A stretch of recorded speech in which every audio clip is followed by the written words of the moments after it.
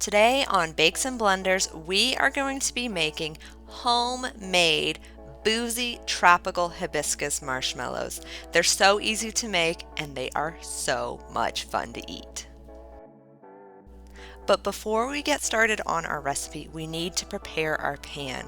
Go ahead and lightly grease your pan, cut 2 sheets of parchment paper and line the pan in both directions with the parchment paper. You're going to want to lightly grease those. You can brush them with canola oil or just use a spray can. Once they're all greased and ready to go, set them aside. Make sure one of your pieces of parchment is extra long so that you can completely cover your marshmallow once you've got it in the pan. Add 3 packets of unflavored gelatin to the bowl of your stand mixer, then add 4 ounces of cold, very strong hibiscus tea. Go ahead and give that a nice mix with a fork just to break up any lumps so that the gelatin can bloom properly. Set that aside while you get started on your sugar syrup. You'll find the recipes used in this video in the description box below. Add your corn syrup, sugar, and water to a saucepan. Stir that just to combine. We're not going to stir it ever again. Go ahead and put that on the heat over medium-high, cover, and we'll get cooking.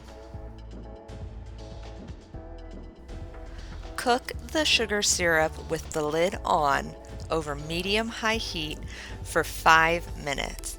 Then go ahead and remove the lid and attach a candy thermometer to your saucepan. You really want one that you can leave in the bowl, like this one here. Continue cooking the sugar syrup until you reach 240 degrees Fahrenheit. This temperature is very important. If you don't hit it, your marshmallows might not set properly. If you go past it, they could become too firm and maybe too sticky. As soon as your sugar syrup has hit that proper temperature of 240 degrees, you want to remove it from the heat, turn your mixer on fitted with a whisk attachment, and start breaking up that gelatin.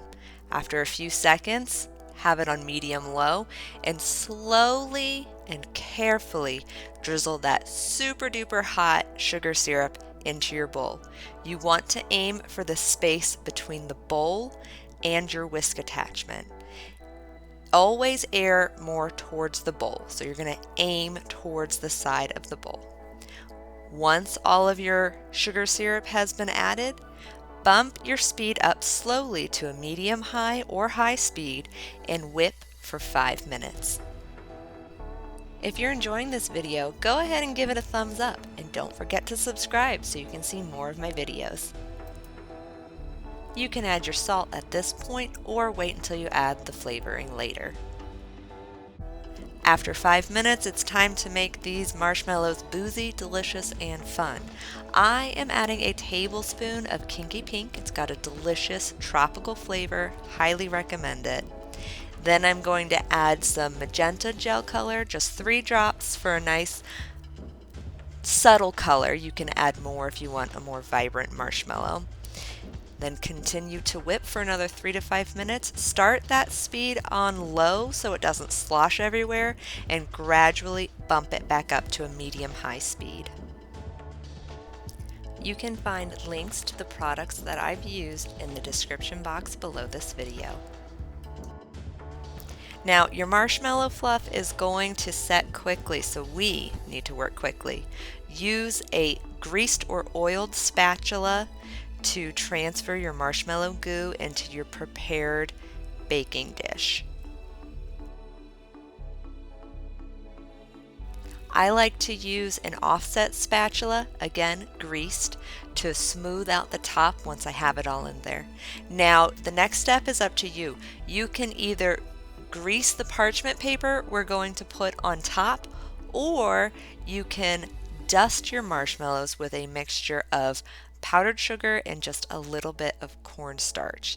Now this does make the marshmallow have a slightly drier top, so it's completely up to you what you would prefer.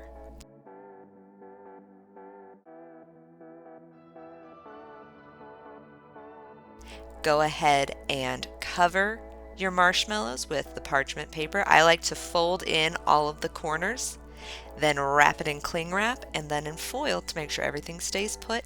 And we are going to let our marshmallows sit overnight.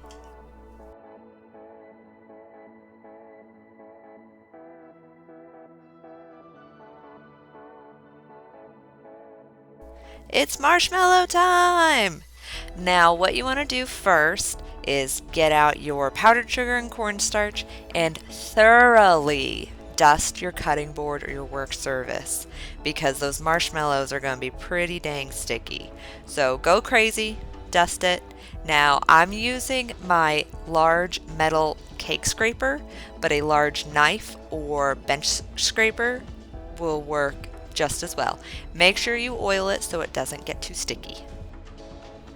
You can basically just chop your marshmallows up into strips and then chop them up into little cubes.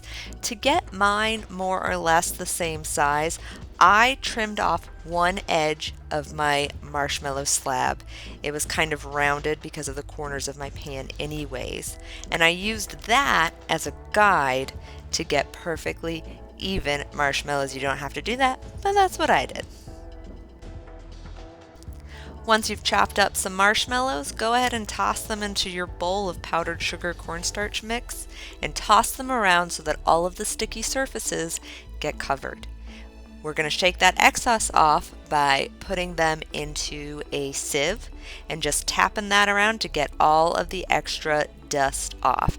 Then you can set your finished marshmallows in an airtight container while you work on the rest of them. These marshmallows were super fun to make and even more fun to eat. They're so soft and squishy, and they have a delicious flavor. Slightly fruity, slightly floral, very yummy. You can't really taste the booze, but you can taste those tropical flavors that we added. I hope you get a chance to try this recipe. If you want more flavor ideas in case you don't want to do the booze or you don't want to use Kinky Pink, make sure to check the blog post in the description box below. I'll see you in the next video. Bye!